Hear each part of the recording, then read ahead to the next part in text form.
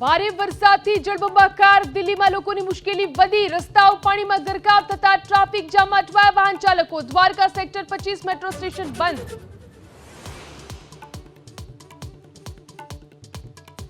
Delhi એરપોર્ટના terminal 1 પર મોટી દુર્ઘટના છતનો કેટલોક ભાગ ધરાશાયી થતા એકનું મોત 5 ઇજાગ્રસ્ત ટર્મિનલ 1 ની ફ્લાઇટની ઉડાન રદ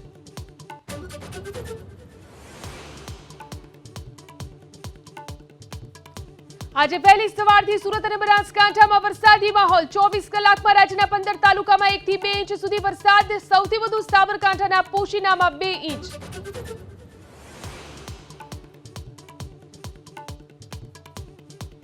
રાજકોટના કેટલાક વોર્ડમાં આજથી 2 દિવસ નહીં કરવામાં આવે પાણીનું વિતરણ આજે વોર્ડ નંબર 11 અને 12 તો કાલે વોર્ડ નંબર 7, 14, 17 અને 18 માં પાણી કાપ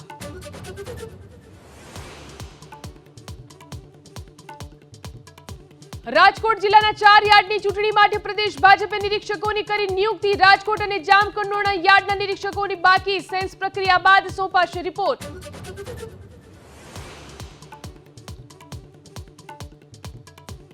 આઈઆરસીટીસી સાઇટ હેક કરી તત્કાલ ટિકિટો બનાવવાના કૌભાંડનો સુરતમાં પર્દાફાશ મુંબઈની વિજિલન્સની ટીમે એજન્ટ સહિત 2ની કરી ધરપકડ